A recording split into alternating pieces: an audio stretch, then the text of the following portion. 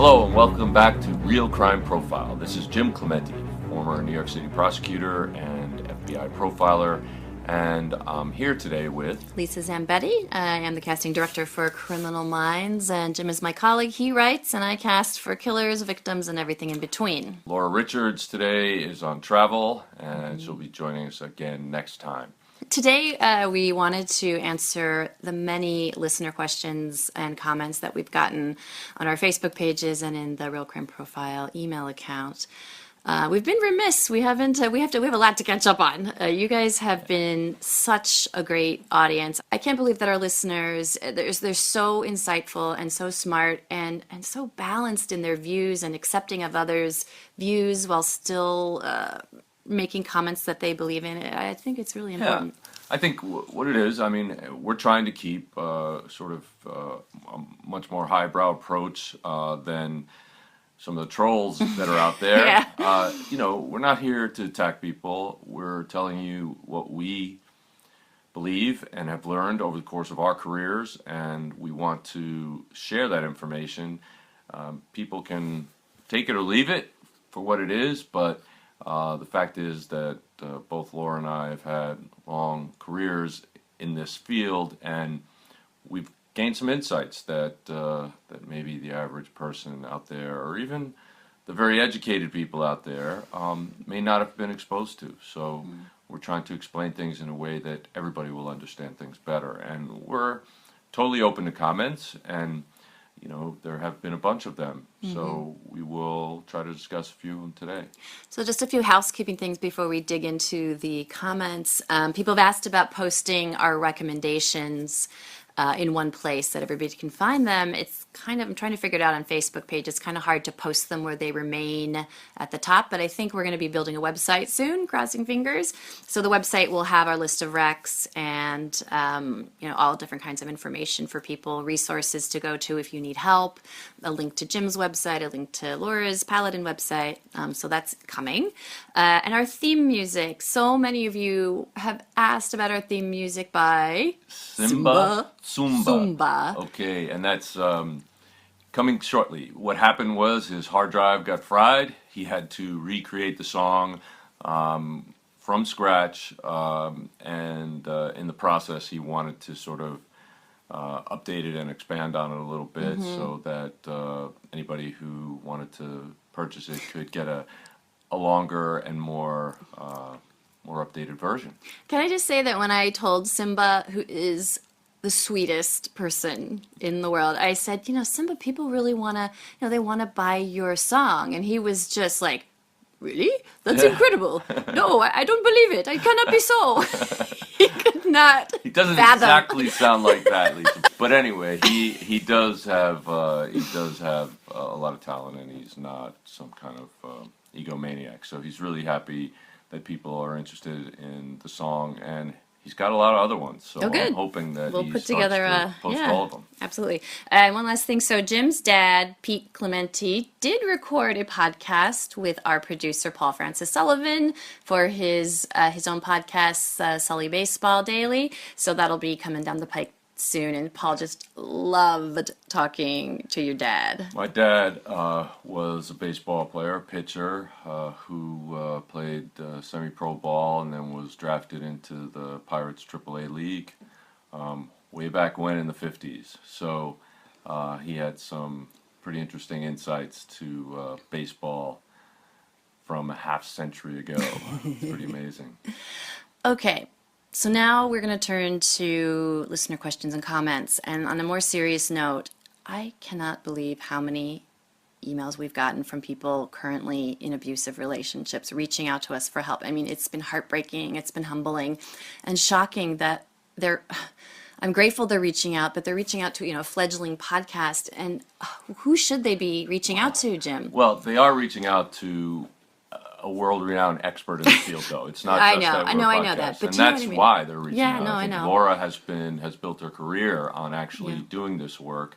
I've had certainly peripheral experience with it, but Laura's experience is much greater than mine in this area, and that's why at the end of the podcast we have Laura reading out a list of resources for people to go to and numbers to call. Now, of course, those don't cover every place in the world, but typically, if you're in a place other than the UK and the United States of America, you should be able to Google resources for domestic violence. And most countries are now actually putting in place programs to help people who are the victims of domestic violence. And when Laura returns, I'm sure she will be able to give us much greater insights into these areas. However, for now, we didn't want to just let these messages go sitting idle. The fact is, if you are in a situation where you're being abused within your domestic living situation, whether you're male or female, there are resources available, and hopefully soon we'll have a Paladin USA, which will be a stalking and domestic violence prevention advocacy service for victims. This is something that Laura has been working tirelessly for, and she will be even more dedicated to that cause when she returns. And one thing that we have done to the people who have written in is we've forwarded them the DASH risk assessment for them to, look through, take the assessment, and then take that to law enforcement. So you start documentation, about what's going on.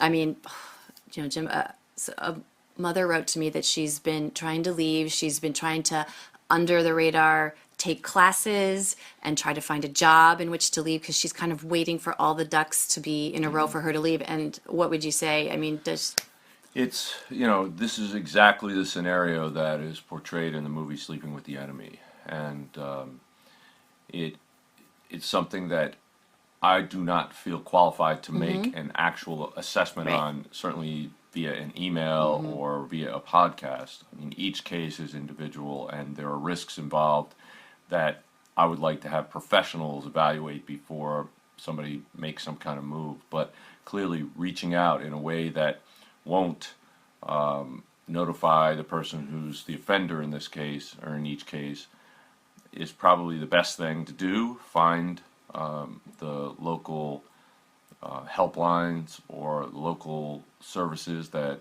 help victims. If you're in a small town that doesn't have anything like that, there may be church groups, there may be community centers, or you may have to get in touch with somebody in the nearest city, right? Because most cities in the U.S. would have such a program.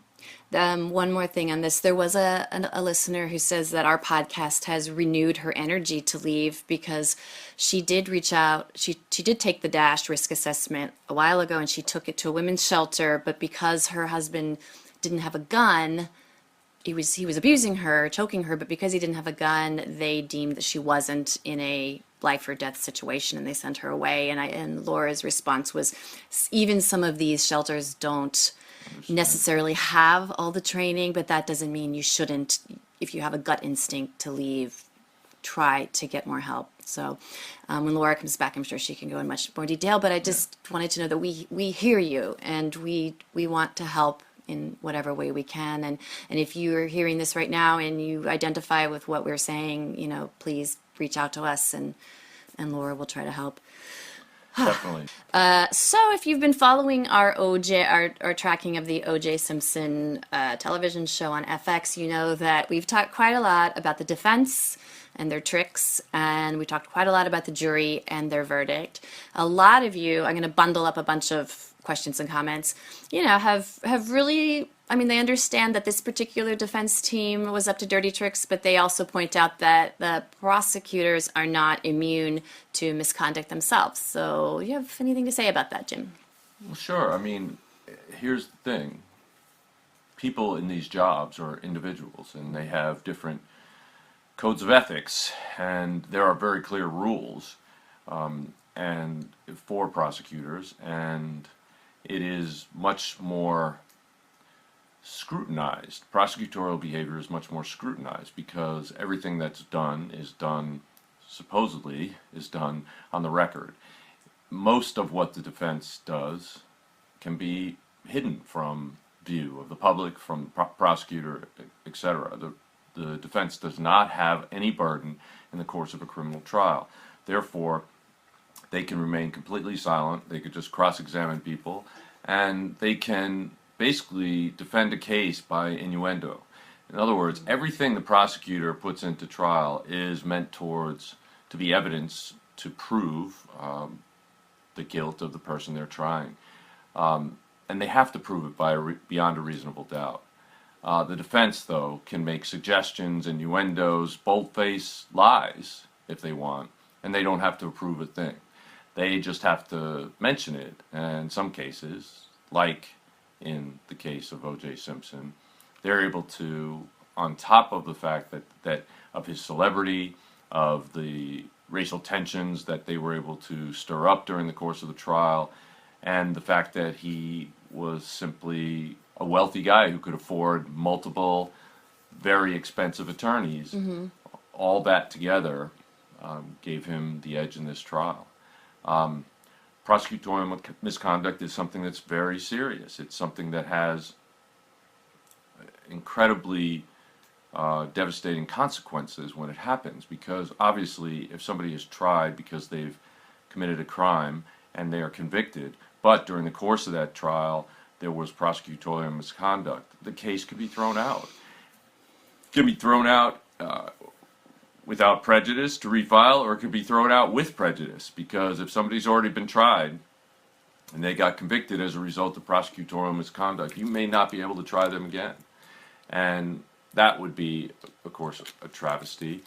In addition, if they committed misconduct, you could have a mistrial and then start the thing from scratch.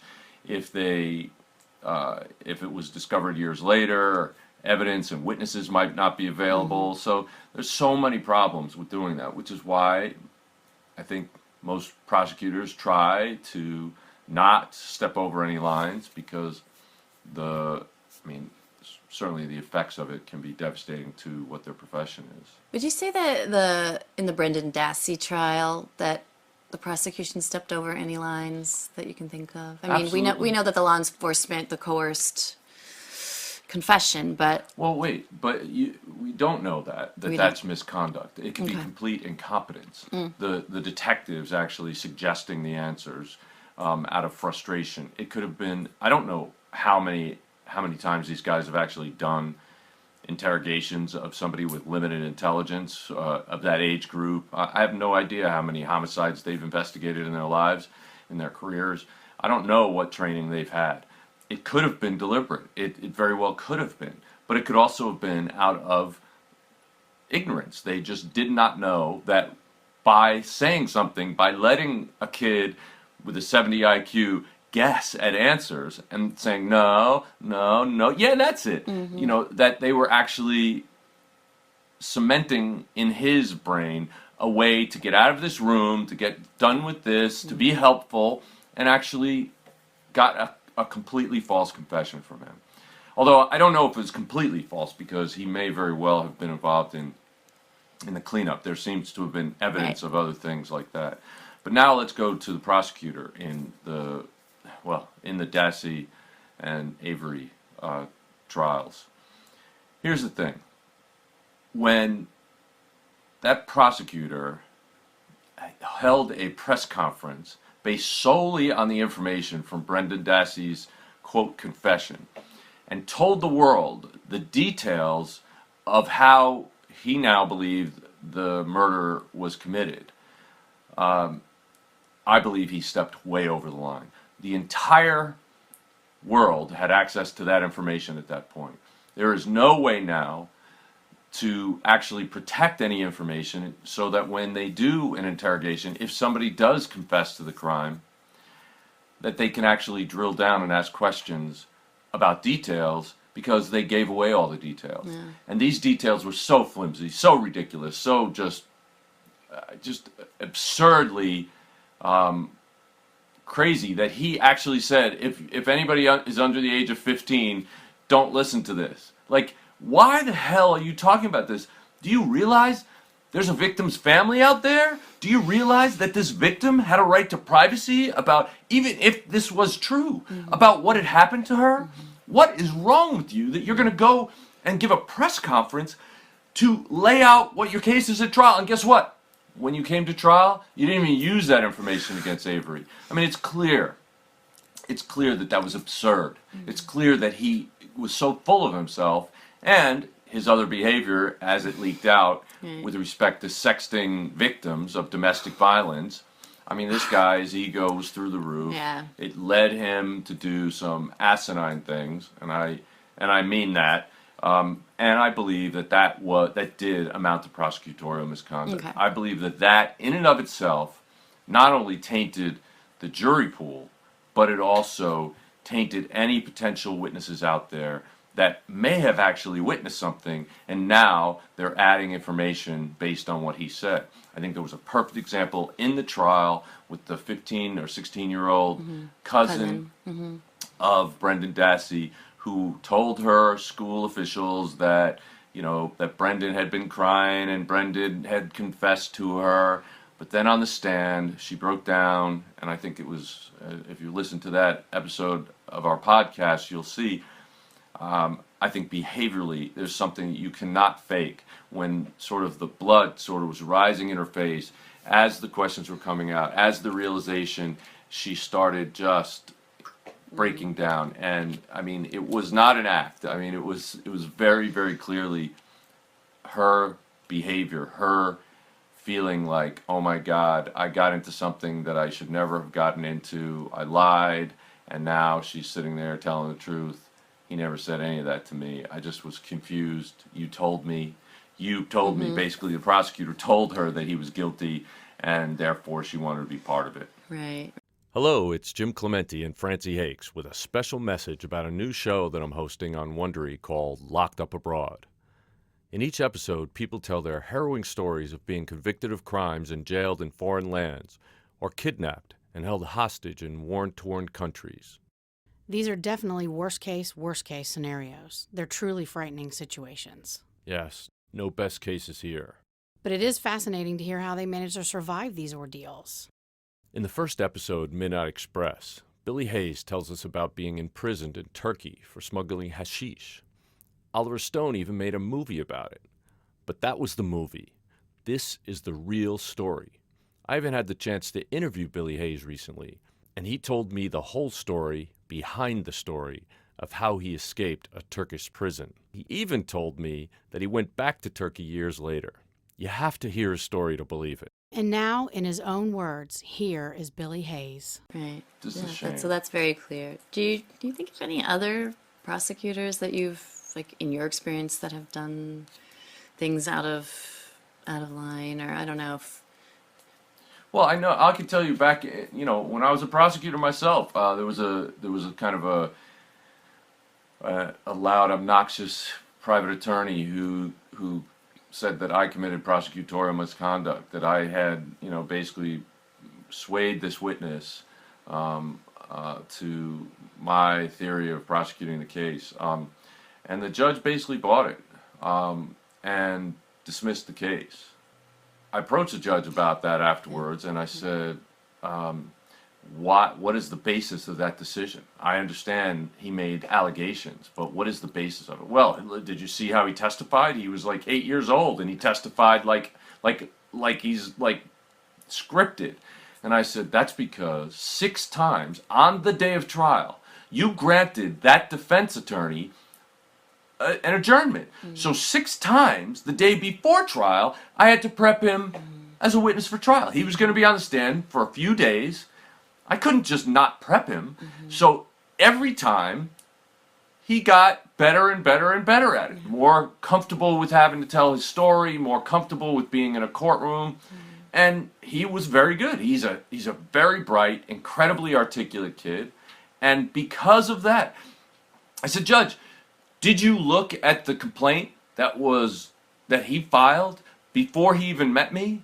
You tell me one thing that he testified to in trial that was not in that complaint.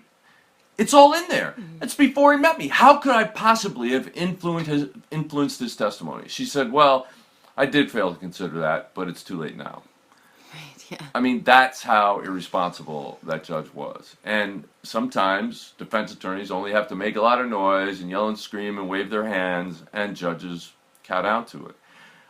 It is a practice of some judges to sort of bend over backwards for the defense, because really the defendant has the most to lose here, right? Right. So if the defendant appeals after a conviction and some court of appeals finds that the judge wasn't doing everything they could for the defense, they could get overturned. Judges don't want to get overturned. Right. Judges want to sit in that job for the rest of their lives and have all this great, history behind them, all the cases that they tried, that they listened to or heard, and they don't want ones that were overturned. They don't want opinions that get overturned. So, it's a way to protect themselves. Unfortunately, it's not justice. So you've never been a defense attorney. You've never, No. that's like not part of your career or anything like that. No, You don't. but you I don't- have, since I became an expert witness, I've testified for prosecution and for defense. For both. Even when I was an FBI agent, I was an expert witness, and I was actually called in one case that I testified in the case in chief by the prosecution. The defense called me in the sentencing because they said, we could never buy an opinion as strong as yours. And we know, based on your testimony at trial, that you're not going to exaggerate, that you're actually going to tell the truth. And my defendant said, you know him better than he knows himself. Wow. So they called me because I wasn't just biased and just prosecution oriented. So anyway, I have testified on both sides of the fence. There are certainly people who get arrested who are not guilty. There are certainly people who get arrested and are guilty but don't get convicted. I mean, there's two sides to every coin, but it's a huge breakdown in the system when somebody gets arrested and gets convicted and they actually had nothing to do with the crime. Those cases happen. Bob Ruff and his That's podcast right. Truth and Justice is tracking down a few of those. Some of them, he's keeping an open mind in all his cases. Some of them look pretty bad. And if you're interested in listening to that, Truth and Justice podcast is amazing. Bob, He's amazing, but I wouldn't say he's keeping an open mind. I mean, he's much an advocate. He's much he's going after people, Yeah, and but I appreciate that. But I talked to him offline about the cases, and he is keeping an open mind. I think he's finding some damning evidence that indicates that there is corruption and maybe a sort of a high degree of desire to get a conviction at all costs. So, but I think some of the things that he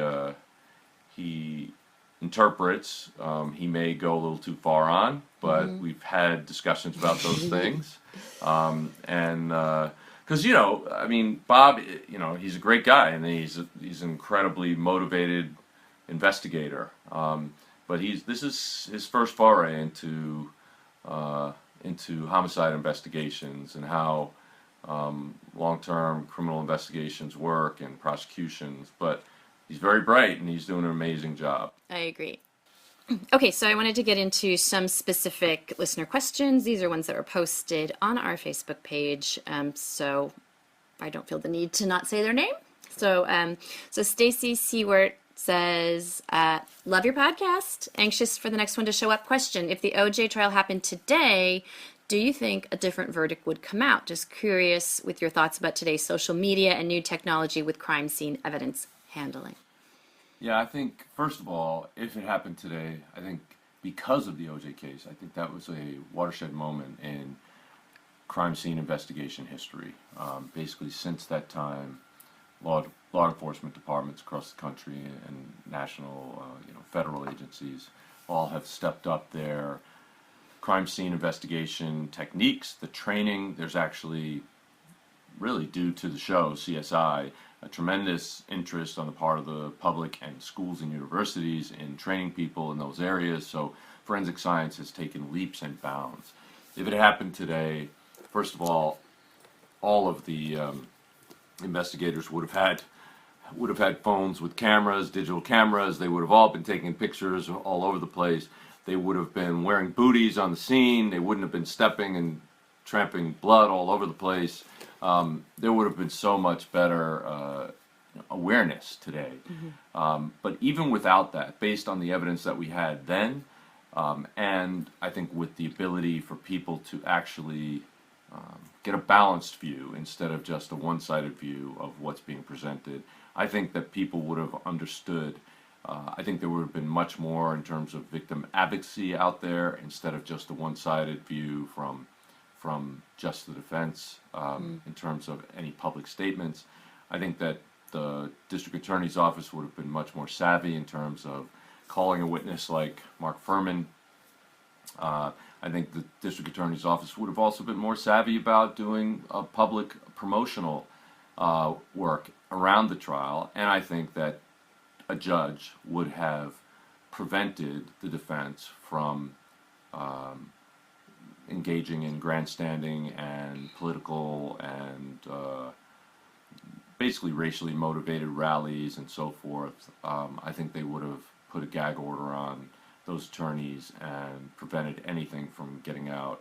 I would think that, on the other hand, the thing that the court would not be able to prevent would be the kind of trashy novel crap that came out, the attacks on Marcia Clark, and the leaking of photos, personal photos of hers. I think that stuff probably would have been the new battleground, I would imagine.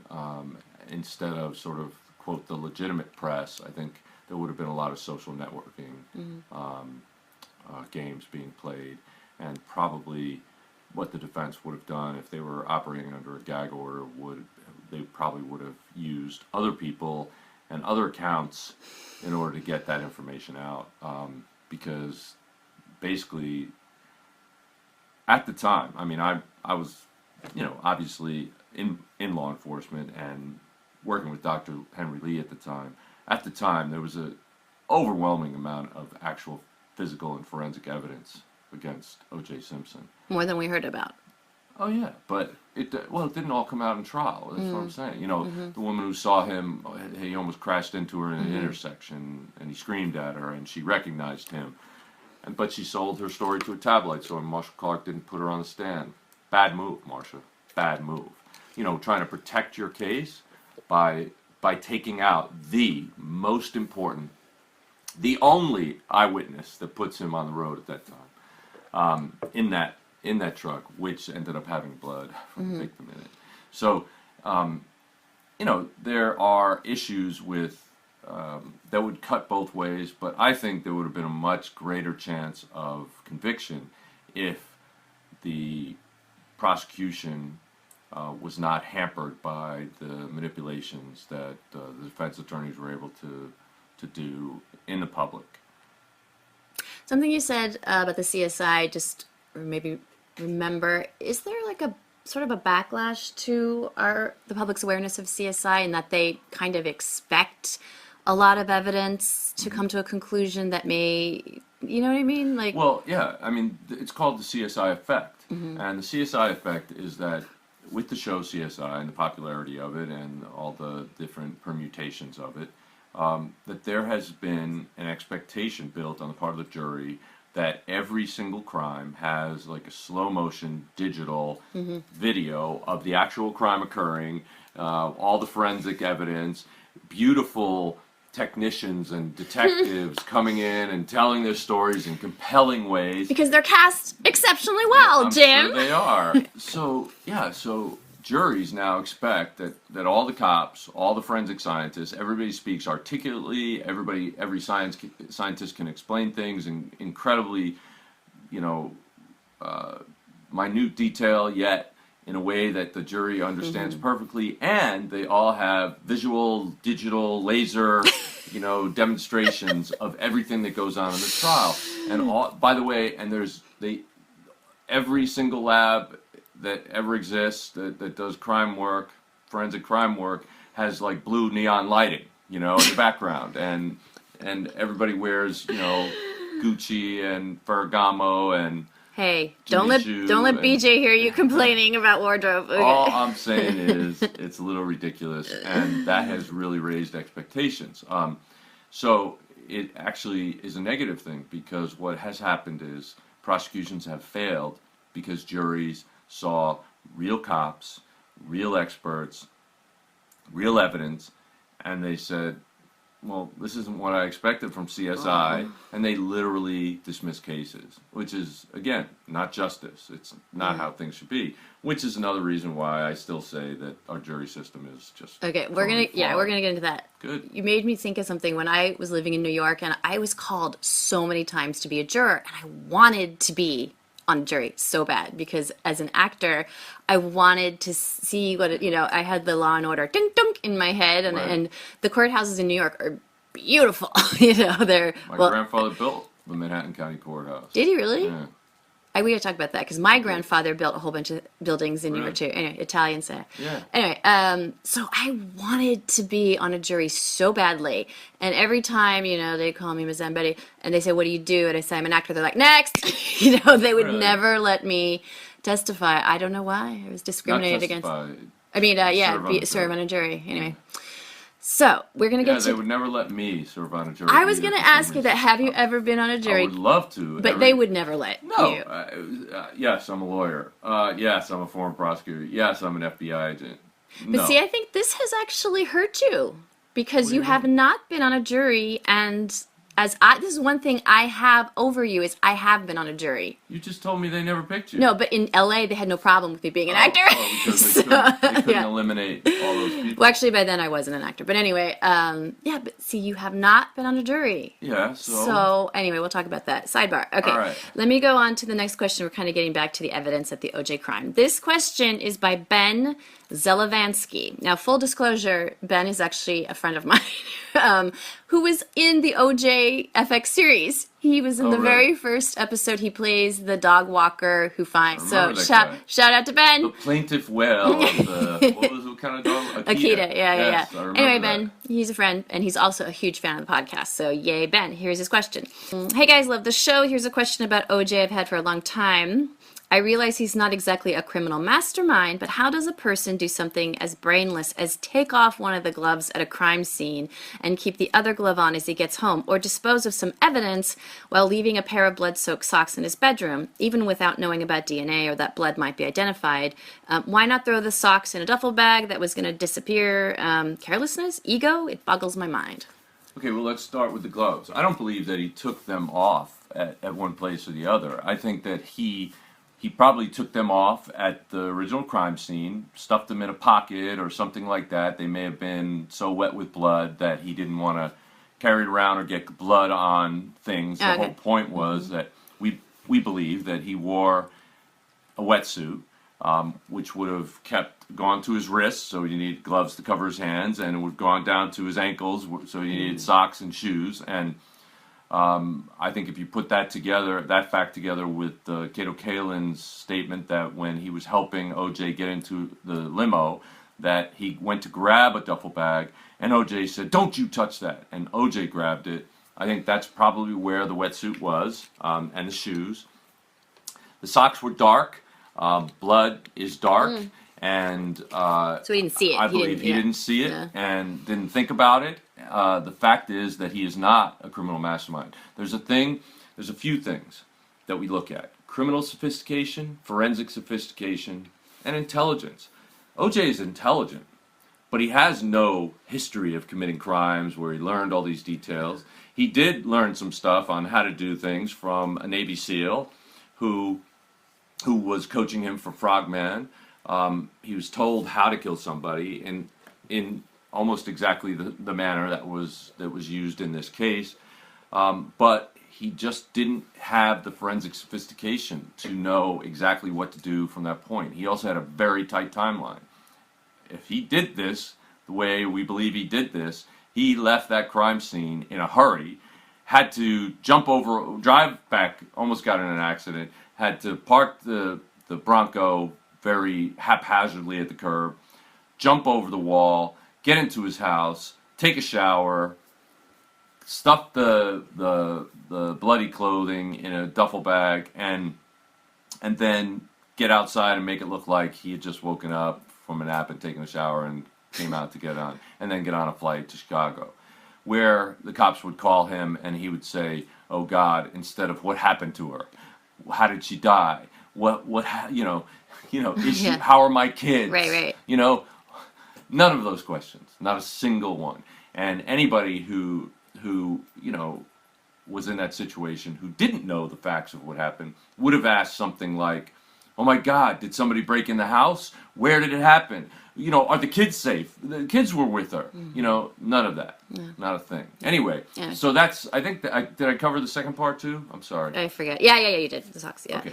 Okay, one thing that you said that I bump on a little bit, it's kind of a small thing, but the whole frogman thing, I mean, I don't think he needs to get any advice on how to kill Nicole. I mean, he could just kill her. I mean, do you know what I mean? Like, why No, would I don't. Because you when don't? you have somebody, no, because when you have somebody He's almost who's, killed her a bunch of times. okay, you but know? he didn't. No, he never took a knife to her. No, before. but I mean, as far as with his bare hands, if he's I strong know, enough but he to, didn't do that. Yeah. So how would he get to the point where if you know his behavior with her, why does it change? And what happened? There's an intervening cause, and that is that he was preparing for this movie. He specifically asked this guy, "How would I kill somebody without getting any marks on me and without leaving any trace evidence on me?" And the guy said, "A wetsuit." And he said, "But won't I still get bruises? Or what if they clawed at me or bit me?"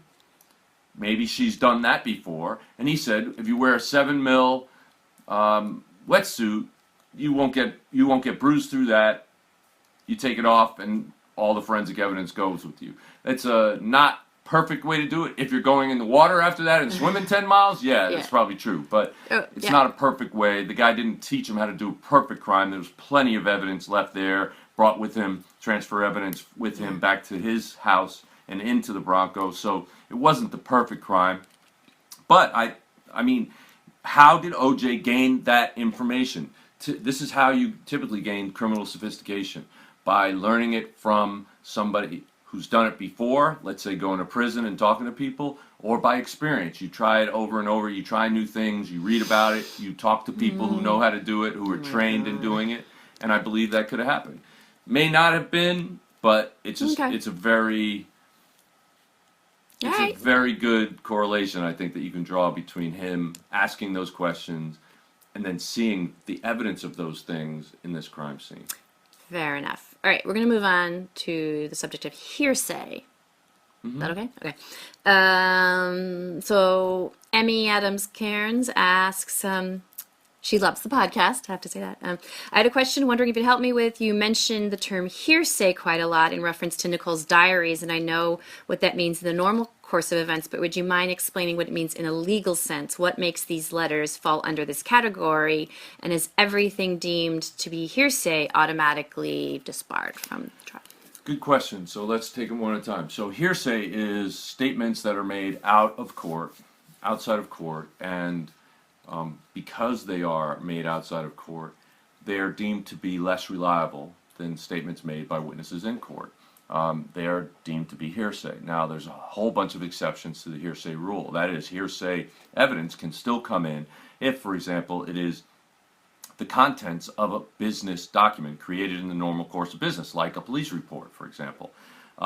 If it's sworn testimony, if it is, it can be one thing that a lot of attorneys will do to get around the hearsay rule, to try to get information into to the hearing of a jury or a judge, even though they are trying to say that the statement is true, they say it's being offered for the state of mind of the person who said it or the state of mind of the person who heard it, and it's not being offered for the truth of the matter stated within it. So not the contents. Right. But yeah. Well, the content is important, but what they're saying is, like, in other words, if I tell you I'm going to kill Paul, okay, that would be a hearsay statement. Now, if Paul ends up dead and you get on the stand, you can testify that I made a statement to you. And then they're going to ask you, well, what was that statement? And objection, hearsay. And the attorney that's presenting you as a witness could say, I'm not offering it as the truth of what he stated, but just to your state of mind to explain your actions after that. And the judge may say, okay, I'll allow it for that. Well, then you say, yeah, he told me I'm going to kill Paul. And then the next question is, what did you do after that? I told Paul, I called the police, I did all these things. And that actually tends to corroborate it. So you get in the evidence anyway, which, is actually hearsay and you shouldn't be able to say it, but it's one of the exceptions to the rule. Okay. Now, those rules have been expanded by some judges and they've been restricted by other judges. They've been going back and forth as soon as, for as long as hearsay exceptions have been in existence. And so sometimes it's really a judgment call on the part of the judge himself as to whether or not it will come in. But there are a lot of ways to get it in, and it's just not consistent. Okay, so now we have a question from Sakura, who is a frequent poster on our Facebook page and just seems like a lovely person. It's a general question about behavioral analysis. She's wondering how you can tell, how it is possible that somebody who's so mentally unwell and disturbed that they are a serial killer or a murderer, but they don't appear dysfunctional at all, not to their families, not to anybody they work with, and how do they maintain that? And then following up on that, how can you tell the difference between, somebody, are there things that are red flags or? First of all, I have to tell you that human behavior is incredibly complicated. There are billions of different permutations on every theme when it comes to human behavior. So you have to understand that it's impossible to pigeonhole serial killers, first of all. I belong to a few listservs where we discuss these topics all the time, and they're, even among the experts in the field, they can't come to an all-inclusive definition of serial killers. Serial killers is a term that has only been in effect in the last 30 years, I would imagine. Before that, they were just seen as people who committed multiple murders, and it's sort of an artificial category that has become very popular in the culture since Silence of the Lambs, basically. Mm-hmm. But even so, there are certain characteristics that some of them do have. If you're talking about psychopathic serial killers, these are people who literally don't have any human empathy. But the smart ones can notice interactions between human beings, and they can mimic that. So, for example, they can see what it looks like when people are in love. They can see what it looks like when they care for other people, but they don't feel these human emotions. Because of that, they treat people as if they were objects, and they do things that are generally considered very cold and calculating and manipulative. And so they don't feel bad about doing anything to people any more than you might feel of crumpling up a piece of paper and throwing it in the garbage. To them, that's what human beings are. If I can use it, great. If I don't need it, throw it away. If it's fun to do things to that person because you're a sexual sadist or have another one of those paraphilias, that you just do it because you want to, you feel entitled to.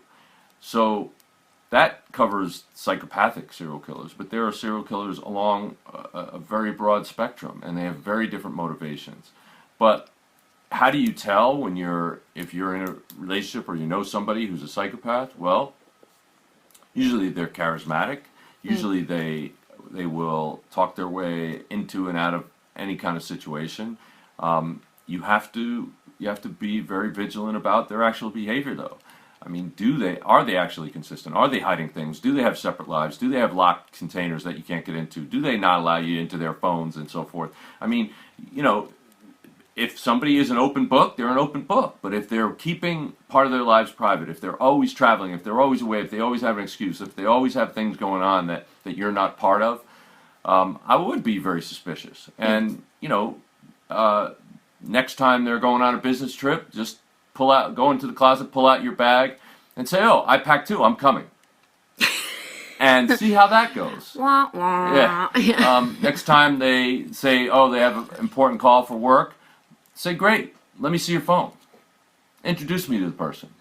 You know, do those things. Be unexpected yourself. And push those buttons and see what the hell happens. Great book called The Gift of Fear by Gavin DeBecker, and also Protecting the Gift, which is a sequel about protecting your kids, has to do with listening to your instincts. Our human brains have incredibly sophisticated protection powers, and they don't actually tell you words, but they make the hair stand up on the back of your neck. They make your skin crawl. They make your stomach uneasy. And that is their way of telling you there's a problem. And listen to that. And these books will go into basically how you do that. I think there's a tremendous amount of benefit to actually being aware of your own, what your senses are telling you. Your brain is working, your subconscious brain is working 10 billion times faster than your conscious brain. And it's able to crunch data from all your senses all at the same time, and you should really listen to what it's telling you. Yeah, I was on our show. You didn't tell me this, but another producer on our show says, if you have a bad feeling, if you have a gut feeling, if you're on a hike and you pass somebody and you feel, for whatever reason, unsafe, go back. Or if you're parked next to somebody and you feel, go with that gut feeling. Yeah. But on our show, because I read so many, the scripts are very violent, that I think I'm probably over. Like, I won't park next to a white van. Just better. I'm very, and also growing up, living in New York for so long, you kind of walk with a certain way of looking at people. I look them in the eye and I look at their hands, because they're carrying something, you know what I mean? Like, Yeah, it's absolutely true. And, I remember when I was in Hawaii flying back from Manila with a prosecutor, firing back from a week-long conference we did on sex trafficking and child sexual victimization. And we had sort of like a 9-hour layover or something, and a storm was coming in to Hawaii, so I said, let's go drive to the North Shore, because I know the waves would be coming in big there. And when we got there, they were coming in sets of 6 waves, and they were 30 feet high, and it was just an amazing sight. But as I parked the car and went over to the beach, I said, something just doesn't feel right. I went back to move the car right along the beach, because there was a parking space there. But as I got into the car and pulled over, a utility truck pulled into that spot, so I had to park behind some trees. And I just didn't feel right about it. But I just, wanted to get back to the beach, and I did. And then maybe 15, 20 minutes later, I said, you know what, I got to move that car again. I went back to the car. It had been broken into. All of our stuff was stolen. Oh, shoot. My FBI credentials were stolen. God. It was terrible. I had, I think, $1.67 in my pocket. I had nothing else. We had our tickets. We had our luggage back at the hotel, so that wasn't going to be a problem. But that's it. And I should have listened much more strongly to my instincts. But many people have gotten out of really bad situations because they did listen to their instincts. It's really an amazing tool that our brain gives us, but we've been socialized away from listening to. Yeah. So I would say, listen. Yeah. And further to, how can somebody hide in plain sight, and be charming and all that? I mean, I know sexual predators do that all the time. These clinical narcissists who, they want to blend in, they want to be close to people. That's why they become coaches and people who are close to their prey, and so they need to be able to fit in and Well, I mean, they develop skills to do it. I mean, and some of them are, like I said, are very charismatic. People want to be around them. They're drawn to their energy, and some of that energy is based on the fact that they are thrill seekers. That they are, they constantly need stimulation. The bright ones they will constantly seek out not only praise and adulation, but also they can be thrill seekers and risk takers, and those kinds of people have amazing stories, and they have great exploits to tell about, and they draw people into them. But, Yeah. like I said, most of the time, if you drill down, it's a facade, and they can't keep it up. And if you actually ask the hard questions, the ones that you don't want to ask because you don't want to get them pissed off, because you don't want to get them, to think that you're questioning them. Well, yeah, make them think you're questioning them. Make them understand that you are not going to just be taking their word for anything. And, because anybody can tell a story. The smart ones can tell really complicated stories and remember all the details. But even those guys can be tripped up if you actually ask enough of those deep drill down questions. It's sort of the chop an onion in half and you see the rings of the onion. Most of these guys will make up stories that will go 3 or 4 layers deep. But if you drill down and keep asking more specific, detailed questions and take notes and remember the answers and follow through with them and see if there's corroboration and make sure that, the next time you don't let the guy just walk away and tell you a story. I think that way you'll be able to suss out the facts that this person is or isn't real.